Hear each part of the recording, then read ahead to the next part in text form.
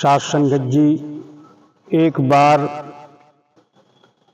तुकाराम जी महाराज बहुत ही शांत मुद्रा में बैठे हुए थे। परमात्मा के ध्यान की अवस्था में बैठे हुए थे और एक नशा करने वाला व्यक्ति उसी रास्ते से जा रहा था और उसकी नजर संत तुकाराम जी पर पड़ गई और नशे की हालत में ही वो तुकाराम जी के पास पहुंच गया और कहने लगा कि महात्मा जी, आप ये बताइए कि आप इतनी शांत अवस्था में कैसे बैठे हुए हैं, इतने प्रसन्नचित अवस्था में कैसे बैठे हुए हैं, इतने मुस्कुराहट भरी अवस्था में कैसे बैठे हुए हैं, इसका राज क्या है? संत तुकाराम जी ने बड़ी ही मीठी मुस्कुराहट के साथ उस व्यक्ति को देखा और समझ गए कि ये तो नशे की हालत में है और हर प्रकार की नशा से ये ग्रसित है।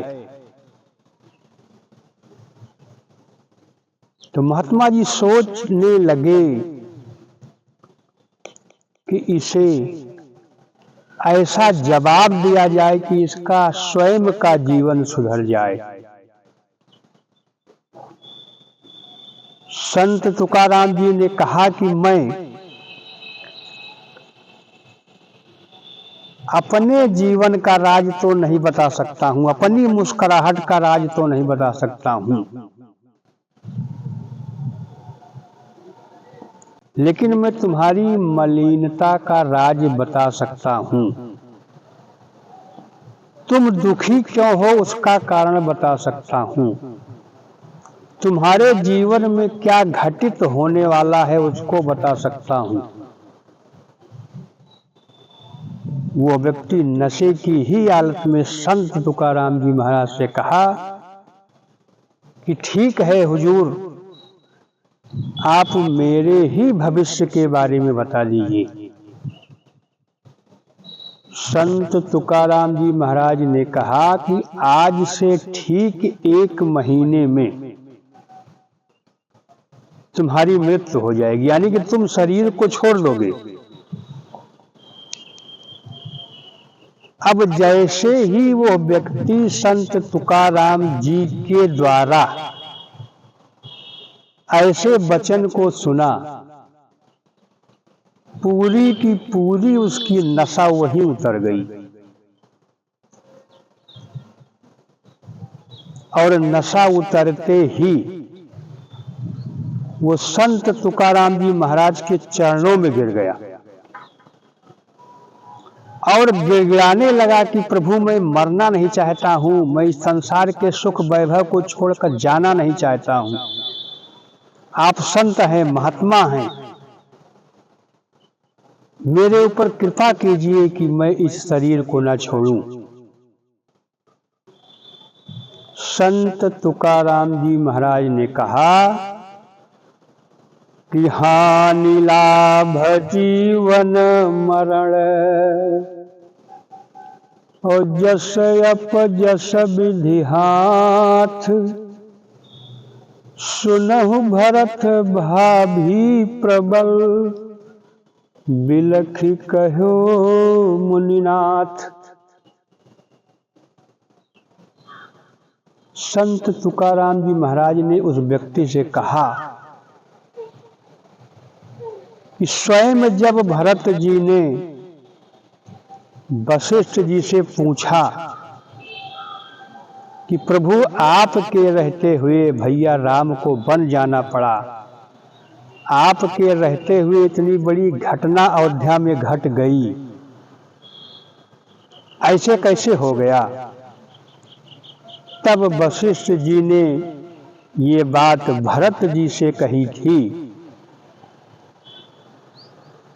कि सुनहु भरत भाभी प्रबल, बिलख कहो मुनिनाथ। वशिष्ठ जी रोने लगे क्योंकि उन्हें भी बहुत बड़ा दुख था राम के वनवास चले जाने का, लेकिन विधि के विधान के आगे किसी की भी नहीं चलती है। उन्होंने कहा कि हे भरत, विधि के विधान के आगे किसी की भी चलने वाली नहीं है। तो संत तुकाराम जी महाराज ने कहा कि सब प्रभु के हाथ में है, मेरे हाथ में कुछ भी नहीं है। ऐसा भविष्य तुम्हारा बता रहा है। अब वो व्यक्ति वहां से बड़े ही उदास भाव से चल पड़ा और अपने घर पहुंचा। अब घर पहुंचा तो उसके दिमाग में केवल एक ही हलचल हो रही थी कि आज से ठीक 1 महीने में मेरी मृत्यु हो जाएगी। ये घर परिवार, जमीन जायदाद, मकान, सब कुछ मुझे छोड़कर चला जाना पड़ेगा। तो ये मेरी नश्वर शरीर छूट जाए, क्योंकि शरीर के छूटते ही सब छूट जाएगा। दारू छूट जाएगी, बीड़ी, सिगरेट, तंबाकू छूट जाएगा, और भी जितने हमारे बुरे कर्म हैं वो सारे के सारे छूट जाएंगे। तो जब एक दिन ये छूटना ही है तो आज से ही क्यों नहीं। वह व्यक्ति प्रतिज्ञा कर लिया कि आज के बाद मैं किसी भी नशा को हाथ नहीं लगाऊंगा, क्योंकि ये सब छूटने वाली चीजें हैं। और आज से ठीक 1 महीने में जब मेरी शरीर छूट जाएगी तो ये वैसे भी सब छूट जाएंगे। हर समय वो परमात्मा के ध्यान में रहने लगा, ईश्वर के ध्यान में रहने लगा। यहां तक कि उसे भय इतना सता दिया मृत्यु का कि नींद भी उसे बराबर नहीं आने लगी। अगर वो कुछ समय के लिए नींद में भी चला जाता तो उसे अपना मृत्यु ही दिखाई देता। आओ साथ संगत जी, समय बीतता गया और संसार में जो उसका मन लगा हुआ था, संसार के भोगों के प्रति जो आकर्षित था, सारे भोगों से उसका आकर्षण खत्म होता हुआ चला जा रहा था और उसका ध्यान सिर्फ इस परमपिता परमात्मा में लगता हुआ चला जा रहा था। और एक दिन वो अंत समय भी आया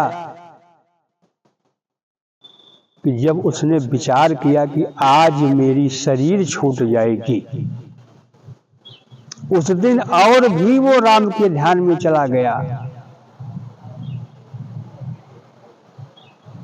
हर समय नाम के ध्यान में चला गया, नाम को रटने लगा, प्रभु को पुकारने लगा कि हे प्रभु, ये शरीर भले ही छूट जाए लेकिन आप मुझसे मत छूटना, क्योंकि आपसे ही मिलने के लिए मैं मनुष्य के शरीर में आया हूँ। बड़ी भाग्य से मुझे मनुष्य का शरीर मिला था, लेकिन मैं व्यसनों में गंवा दिया। ये संत तुकाराम जी के महाराज की कृपा है कि कुछ पल के लिए मैं आपके चरणों में बिता लिया। तो मैं आपके चरणों में विनती कर रहा हूं कि आज ये मेरी शरीर भले ही छूट जाए लेकिन आप मुझे कभी मत छोड़ना, क्योंकि मैं तो आपको पकड़ ही नहीं सकता हूं। प्रभु, अगर आपकी कृपा हो जाए तो आप ही मुझे पकड़ सकते हैं, और आपने जिसको पकड़ लिया वो कभी आपसे छूट नहीं पाया।